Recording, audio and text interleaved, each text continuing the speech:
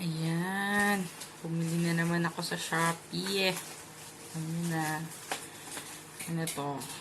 TWS headset. Wireless. Ang napili kong bilhin ay ano nga to? Sabi ko. Soundpeats na Mac. Ay, oo. Yan, ito. Sa Tigirl. So, ayun. Medyo saliksik muna ako anong magandang bilhin. Tapos, ayan, napili ko.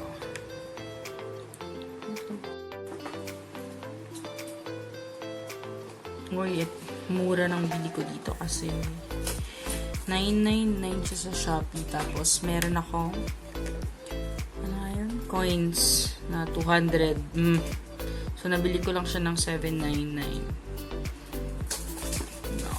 So, almost 1K. Nabili ko na almost 800 pesos. Shopon ko na ito eh.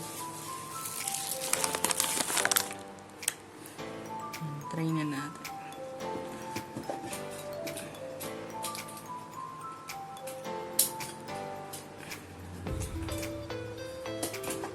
Tama ba yung ginawa ko? Wait, hindi ko mabuksan. Hinihila eh.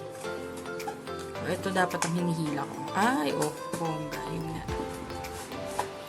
Ay! Ganda, girl. Hindi, first time ko magkaroon nito. So, hindi ko alam kung ano yung maganda para sa inyo. At saka, ayan na.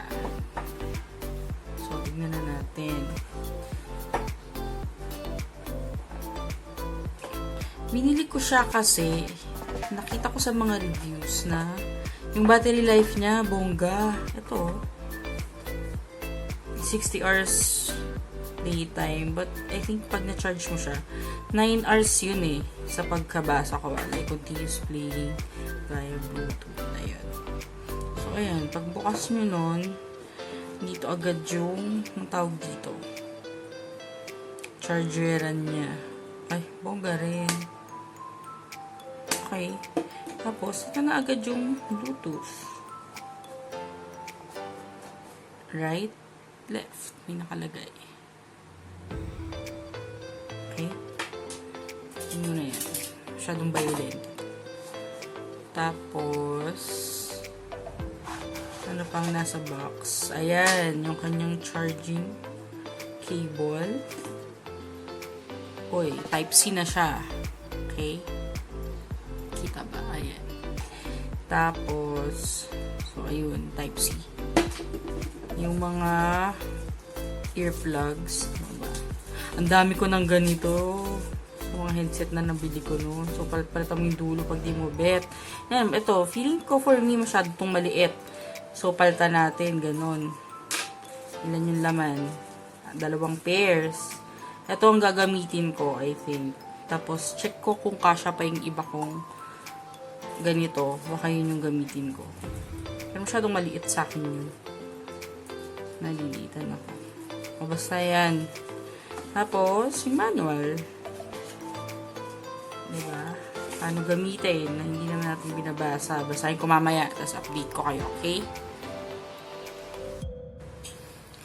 So, ayun. Pag nagbiblink itong case ng 4 times, itong white, naglalagay ng ilaw. Ibig sabihin, 75 to 100% na fully charged yung box. Yan. 1, 2, 3, 4. Diba? Pag tatlo, ibig sabihin, 50 to 75. Pag dalawang blink, 25 to 50. Pag isa, 25% na lang yung charge nitong case. And then, pag nilagay mo dun yung headset, napapansin mo na naka-on yung white na LED niya. Ibig sabihin, naka-charging mode siya. Pag nag-off na siya, fully charged na siya. So, ngayon, ikita na sa ilaw. Ayan. May, naka-on yung LED niya na white. So, okay naman yung case. Hindi naman siya nahuhulog, natural na makamagnet siya. And then, yeah, okay naman siya isara-sara. Tapos, itatry ko siyang i-pair. Tapos, tingnan ko yung sounds.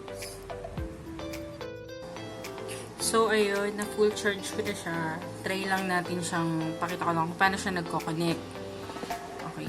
Hindi siya magko-connect kapag, yung iba kasi yata na TWS earphones, kapag binubuksan mo siya, nagpe-pairing mode agad siya. So, ito hindi. Kailangan alisin mo siya dun sa charging case niya. So, ayan, mag-link siya. Automatic, pag alis mo, nagpe-pairing mode naman siya eh. Ayan, connected na agad siya dito sa iPod Nano ko. And then, ayan, double tap mo kahit ano sa kanila, left or right, magpe-play siya. Ayun, play and pause yung function niya. Okay, and then, play natin. Gradually, kapag one click left or right, right is up volume. Gradually, nag-up volume siya. And then, kapag left naman, down volume. And then, may click ka rin na maririnig kung nag-volume up or down nga siya. And then, kung sa phone ka naman nakakonect, pag 3 taps mo siya, mag-open yung Google Assistant mo. Either si Alexa ka or kay Siri. Tapos, na-try ko na yung sound niya. Yung quality sa akin is maganda.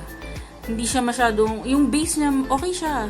Pero kung ikaw yung tipong gusto na ma-bass na tipong kulog na yung sound, ayun, na kahit natatabunan na yung, kung tawagin nila mids and lows, mids and highs pala, ayun, baka yun yung mga gusto mo, hindi to para sa'yo. Pero maganda yung sound quality niya. Actually, hindi ko siya matodong volume kasi masyado na akong nalalakasan. Tapos, tinry ko siya sa gaming, COD ako nina, COD mobile. Hindi siya pang gaming, as in. Sobrang, yung latency niya sobrang laki. Hindi ko naman makompute kung ilan. Pero, hindi ko masabi. As in, nakabaril na ako mga ilang seconds pa bago mag-react yung sound. So, hindi siya pang gaming. Pang music siya, yes. Maganda siya. Maganda yung sound quality niya. Ano pa ba? Yung sa phone naman, sa phone calls, hindi ko pa siya natatry kasi wala akong matawagan. Kung sino pwedeng tawagan. Ayun, ang gusto kong itry actually, kung kaya niya ba yung 9 hours playing time. Na straight 9 hours. So, yun yung gusto kong itry talaga. So, update ko kayo kung carry niya yun. Ha? Okay? So, ayun lang. Thank you.